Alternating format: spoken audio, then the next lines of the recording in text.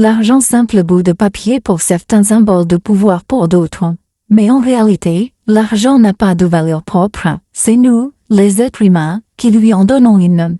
À travers nos émotions, nos peurs et nos désirs. Chapitre 1. L'argent, miroir de nos émotions. Dépenser n'est pas qu'un acte économique, c'est un acte psychologique. Chaque achat révèle une part de notre identité, notre besoin de reconnaissance, notre peur du manque, ou notre désir de sécurité. D'un point de vue économique ou comportemental, la dépense est une projection émotionnelle. Un cabinet d'experts a démontré que plus de 78% des décisions financières personnelles en Afrique de l'Ouest sont motivées par des émotions et non par la logique. La dépense devient ainsi un effet de l'estime de soi, de l'éducation financière et du rapport culturel à l'argent. Phil Knight disait, ce que nous dépensons dit plus sur nous que ce que nous gagnons. Les 3 émotions qui guident nos dépenses. La peur du manque. Je dépense vite avant que l'argent ne disparaisse.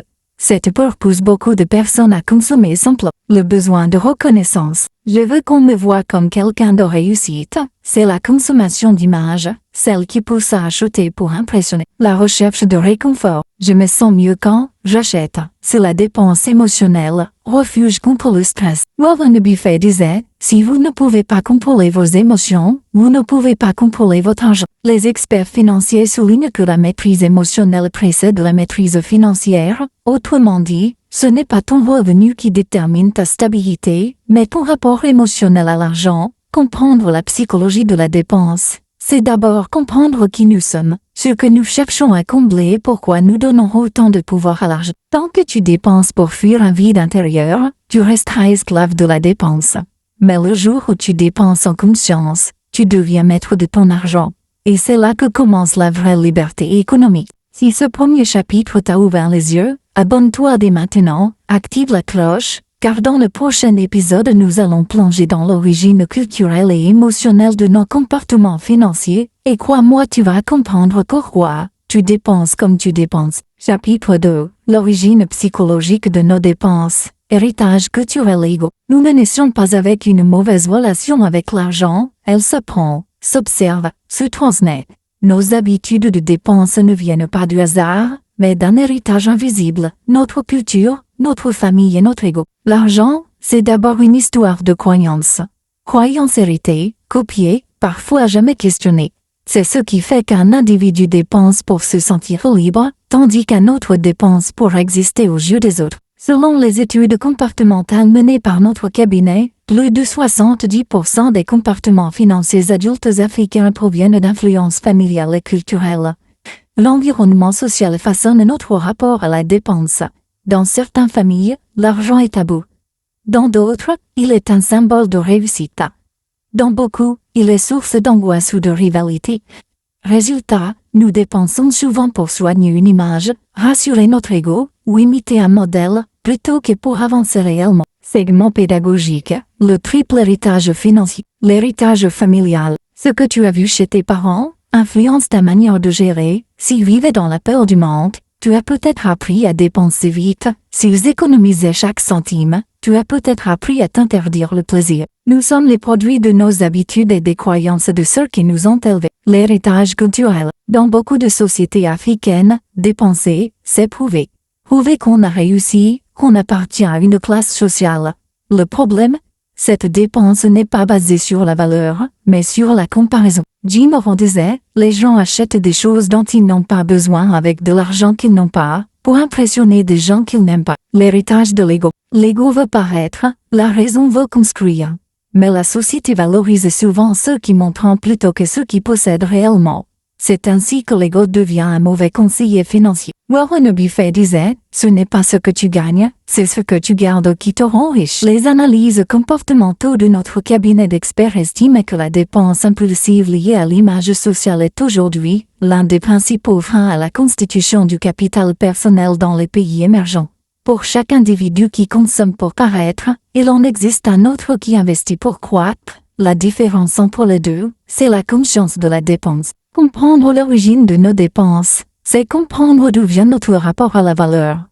Ce n'est qu'en identifiant l'héritage émotionnel et culturel qui te guide, que tu peux le reprogrammer.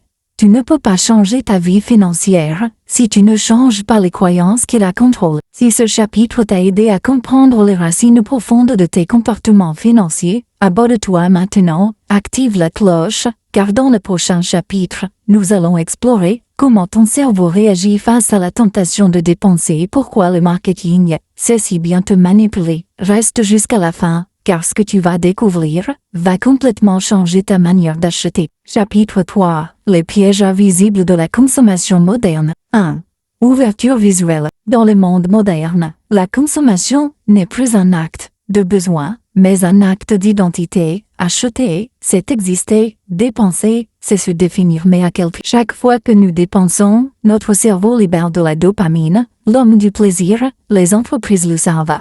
Elles conçoivent des expériences d'achat calibrées pour activer ce circuit. Warren Buffett disait, si vous ne contrôlez pas vos émotions, quelqu'un d'autre contrôlera votre argent. La dépense compulsive n'est pas une faiblesse morale. C'est une stratégie d'influence des marchés. Les marques ne veulent pas des produits, elles vendent des émotions, des symboles, un sentiment d'appartenance. 2. Le marketing des désirs. Le marketing moderne a compris une chose essentielle, il ne faut pas vendre ce que les gens ont besoin d'acheter, mais ce qu'ils ont envie de désirer. Jim Rohn disait, les gens achètent des choses dont ils n'ont pas besoin, avec de l'argent qu'ils n'ont pas pour impressionner des gens qui n'aiment point. Le comportement crée un cycle économique, plus nous consommons, plus nous ressentons le vide, et plus nous dépensons pour le combler. 3. L'économie de l'attention. Aujourd'hui, la ressource la plus précieuse n'est plus l'or, ni le pétrole, c'est notre attention. Chaque seconde passée sur un écran rapporte à quelqu'un. Les plateformes utilisent des algorithmes capables d'anticiper nos désirs avant même que nous les formulons. Le résultat, nous dépensons sans nous en rendre compte, guidés par une technologie invisible. 4. Témoignage visuel. Courte interview d'un économiste de la consommation ou d'un psychologue financier. Le véritable enjeu n'est pas de gagner plus, mais d'apprendre à dépenser mieux. Comprendre ce qui se cache derrière chaque achat, c'est déjà commencer à maîtriser son argent. La dépense intelligente commence par une prise de conscience. Chaque franc dépensé est un choix, une direction, une déclaration de valeur. Jim Rohn disait, ne dites pas que vous n'avez pas assez d'argent, ce que vous n'avez pas, c'est un plan. Si tu veux apprendre à maîtriser ton argent au lieu de le subir, abonne-toi maintenant, car la suite t'expliquera comment transformer chaque dépense en levier d'investissement. Chapitre 4. Les fondements psychologiques de la richesse. Penser comme un investisseur avant de dépenser. La plupart des gens veulent devenir riches sans jamais apprendre à penser comme des riches. Pourtant, la vraie différence entre un consommateur et un investisseur, ce n'est pas le revenu, c'est la mentalité. 1. La différence entre penser argent et penser valeur. Le consommateur pense court terme, il cherche le plaisir immédiat. L'investisseur pense long terme, il recherche la valeur durable. C'est la première leçon de la psychologie financière, dans un contexte africain où la pression sociale pousse à démontrer la réussite par la dépense, la discipline financière devient un acte de courage. Savoir différer la gratification est une compétence stratégique, pas une privation. Le consommateur pense court terme, il cherche le plaisir immédiat. L'investisseur pense long terme, il recherche la valeur durable. C'est la première leçon de la psychologie financière, dans un contexte africain où la pression sociale pousse à démontrer la réussite par la dépense, la discipline financière devient un acte de courage.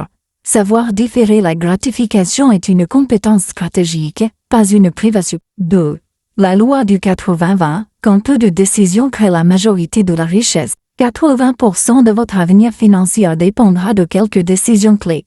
Savoir où va votre argent. Comprendre comment il travaille pour vous. Et ne pas suivre la foule. Les individus financièrement libres ne réagissent pas, ils planifient. Ils se positionnent en amont, avant les crises, avant les opportunités. La dépense devient chez eux un outil stratégique, pas une impulsion. 3. L'intelligence émotionnelle financière. L'argent ne teste pas ton intelligence. Il teste ton contrôle émotionnel. La dépense quand il a plus. L'autre investit quand il comprend. L'émotion est la première cause des erreurs financières. La dépense impulsive, l'investissement de mode, la peur du manque, sont des réactions que les experts savent transformer en opportunités. 4. Les habitudes quotidiennes des esprits millionnaires. Devenir riche, ce n'est pas un événement, c'est un mode de vie. Chaque décision, Chaque dépense fait partie d'un système plus grand. Exemple illustré, lecture quotidienne 10 pages par jour. Investissement automatique même petit. Budget écrit. Objectif trimestriel et mesurable. Warren Buffett disait, ce que tu fais chaque jour finit par définir ce que tu possèdes demain. Les grandes fortunes africaines étudiées par le cabinet n'ont pas été bâties sur la chance, mais sur la croissance, la répétition disciplinée de comportements simples et logiques. Le concept clé. Dépenser selon sa mission, pas selon son humeur. Chaque franc dépensé devrait servir ta mission de vie. Si ta dépense ne rapproche pas ton futur de ta vision, c'est une fuite d'énergie. Un penseur africain disait, celui qui ne sait pas pourquoi il dépense ne saura jamais pourquoi il échoue. Pensez comme un investisseur, avant d'agir comme un consommateur. La psychologie de la richesse n'est pas un don, c'est une discipline. Et cette discipline commence chaque fois que tu décides de réfléchir avant de dépenser. Aristote disait, l'argent suit toujours ceux qui savent le comprendre. Si ce chapitre t'a aidé à voir l'argent autrement, abonne-toi maintenant et actionne la cloche, car dans le prochain chapitre, tu découvriras comment transformer chaque dépense en source de richesse. Chapitre 5. Transformer ses dépenses en investissement caché, la stratégie des élites financières. Il existe deux façons de dépenser son argent, consommer ou investir. Le premier vide ton compte, le second te remplit ton avenir. 1. Les dépenses productives contre les dépenses passives. La plupart des gens classent leurs dépenses en nécessaires ou plaisir. Les élites financières les classent en actifs ou passifs. Les dépenses productives créent de la valeur dans le temps. Elles augmentent tes revenus futurs ou ton efficacité. Les dépenses passives créent du confort immédiat, mais aucune croissance durable. 2. Le concept du poids personnel, retour sur investissement humain. Les élites financières ne voient pas leurs dépenses comme des pertes, mais comme des investissements sur elles-mêmes.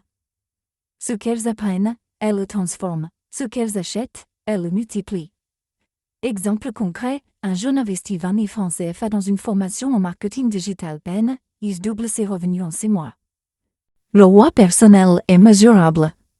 Une dépense de 10 000 FCFA dans une compétence qui rapporte 50 000 francs CFA de plus chaque mois devient un investissement à très haut rendement. 3. L'effet de levier. Quand les petites dépenses créent de grands changements, en 5 ans, 1000 francs dépensés chaque jour représentent plus de 1,8 million, mais investir intelligemment, les mêmes 1000 francs peuvent te générer le double. Voilà la différence entre dépenser et construire. Les individus financièrement conscients utilisent l'effet de levier du temps et de la régularité. L'investissement automatique transforme de petits montants en grandes opportunités. 4. Étude de cas, les dépenses cachées des millionnaires africains. Les élites économiques africaines ne dépensent pas pour commencer, elles dépensent pour créer des systèmes. Chaque fonds a un rôle, un but, une mission. La logique de richesse repose sur la transformation des dépenses pour le plaisir, les stratèges dépensent pour le pouvoir. 5. L'outil du budget stratégique. Un budget intelligent n'est pas une prison. C'est une carte. Elle montre le chemin entre ton argent d'aujourd'hui et ta liberté de demain. Dans chaque évaluation financière, les entreprises performantes planifient, mesurent et ajustent point. Le particulier doit faire de même. Son budget devient son tableau de bord de croissance. 6. Témoignage visuel. La dépense intelligente, c'est la capacité de voir dans chaque fonds un potentiel de croissance. Ce que tu possèdes aujourd'hui dépend de ce que tu as choisi d'investir hier, et ce que tu choisiras de dépenser demain déterminera ton futur. Si ce chapitre t'a ouvert les yeux sur la vraie richesse, abonne-toi maintenant et active la cloche. Car dans la prochaine vidéo, tu découvriras comment bâtir ton plan de liberté financière. L'intelligence émotionnelle face à l'argent, maîtriser ses impulsions pour mieux dépenser. Les 7 erreurs psychologiques qui ruinent votre portefeuille. Comment mettre en pratique la dépense intelligente, exercice et plan d'action. Enfin, les habitudes financières des millionnaires et leur application quotidienne.